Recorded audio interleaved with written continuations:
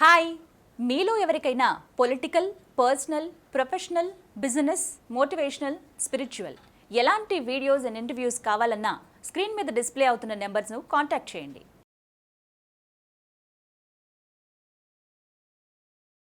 Hi everyone, I'm Madhavi Reddy. I'm certified financial planner. మనం ఒక 2 weeks నుంచి చూస్తున్నాం అండి, కంటిన్యూస్గా మార్కెట్స్ అనేవి కరెక్ట్ అవుతున్నాయి. ఆల్మోస్ట్ హై 18,400 నుంచి ఇప్పుడు ఆల్మోస్ట్ 17,000 బిలోకి వెళ్ళిపోయాయి. So many investors might have worrying about this correction. So let's see about how to take this correction and what is the history is talking about the correction.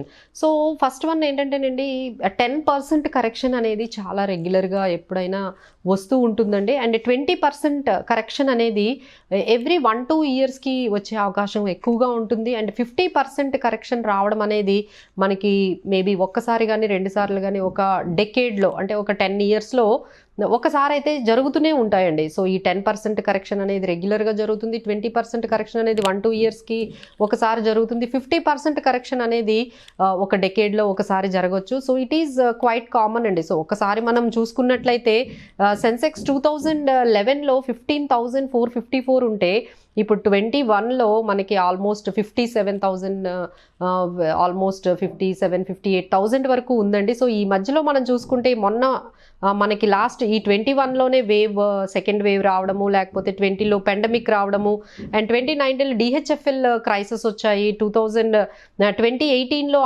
IL&FS crisis మనం చూసాము. 2017లో 2015లో మనకి డీవాల్యూషన్ అనేది కనపడింది. So ఇలాంటివి మనకి రెగ్యులర్గా these are all certain instances. నేను కొంచెం ఎగ్జాంపుల్ తీసుకున్నాను.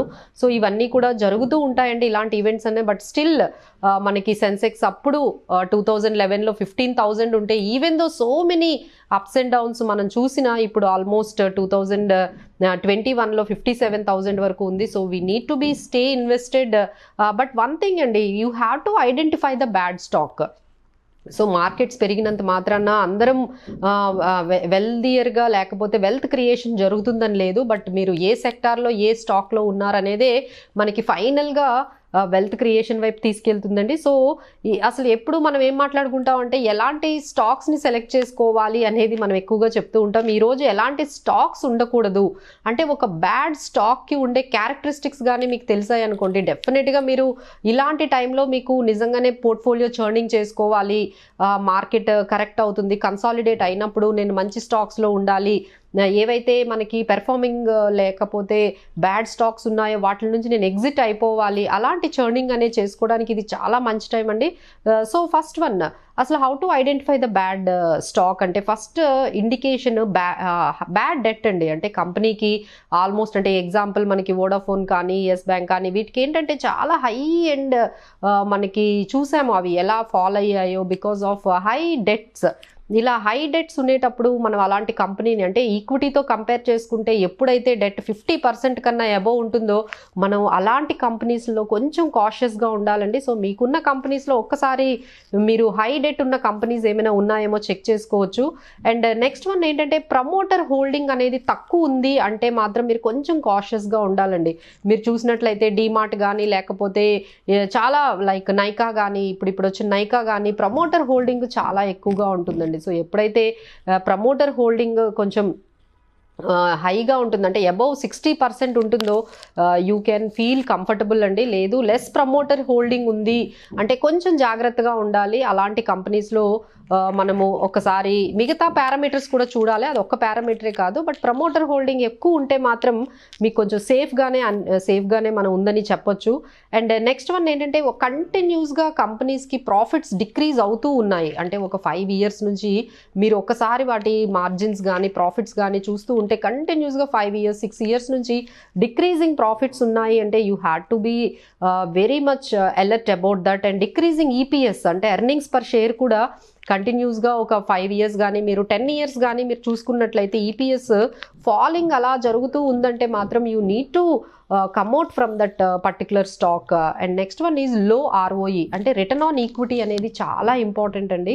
అంటే వాళ్ళు పెట్టిన క్యాపిటల్కి ఎంత రిటర్న్ బిజినెస్ చేసి ఎంత రిటర్న్ తీసుకురాగలుగుతున్నారు, అది మినిమం మనకి 18% ఉంటే చాలా మంచిదండి. అట్లీస్ట్ 15% రిటర్న్ ఆన్ ఈక్విటీ అయినా ఉండాలి. సో బిజినెస్ చేస్తున్నారు అంటే 15% అయినా మార్జిన్తో చేస్తేనే బాగుంటుంది. సో వాళ్ళు పెట్టిన క్యాపిటల్కి 15% ROE ఉందా, 20% ఎంత హైయెస్ట్ ROE ఉంటే అంత మంచిది, అంత లోయెస్ట్ ROE ఉంటే better you exit those companies. ఎందుకంటే వాళ్ళ పెర్ఫార్మెన్స్ బాగాలేదు కాబట్టి. So you can consider is as a bad company and you can exit on the right time. And high PE, so ఈ హై PE గురించి మనం చాలాసార్లు మాట్లాడుకున్నాము. సో ఇలాంటప్పుడు వాల్యూషన్స్ అంటే ఇప్పుడు అందరూ మాట్లాడుకునేది ఏంటంటే Indian markets and Indian stocks are very very highly వాల్యూడ్గా ఉన్నాయని. బట్ అట్లా లేదంటే all stocks are not highly valued. ఇంకా కొన్ని తక్కువ అంటే వాళ్ళ వాల్యూ కన్నా తక్కువ ప్రైస్లోనే ట్రేడ్ అవుతున్న, వాల్యూకి దగ్గరలో ట్రేడ్ అవుతున్న స్టాక్స్ చాలా ఉన్నాయండి. మీరు ఏదైతే హై వాల్యూ హై PE అనుకుంటున్నారో మీరు అంటే మార్కెట్ PE అయితే ఆల్మోస్ట్ 27, 28 అట్లా ఉందండి. సో సెక్టార్ PE కూడా మీరు చూసుకోవాలి. ఈ సెక్టార్ PE కన్నా ఎగ్జాంపుల్ మీకు ఒక బ్యాంకింగ్ సెక్టార్ స్టాక్ ఉందనుకోండి, బ్యాంకింగ్ సెక్టార్ PE ఎంత ఉందో చూడండి, మీ స్టాక్ PE ఎంత ఉందో చూడండి. So almost on or plus or minus అలా ఉంటే మీరు కంటిన్యూ చేయొచ్చండి. బట్ మీరు సెక్టార్ PE కన్నా మీ స్టాక్ PE మాత్రం ఎక్కువగా ఉంది, ఎంత ఎక్కువగా ఉంది అనేది మీరు కన్సిడర్ చేస్తే మీరు ఇమీడియట్గా అక్కడ ప్రాఫిట్ బుక్ చేయడమో లేకపోతే ఎగ్జిట్ చేయడమో చేయొచ్చు.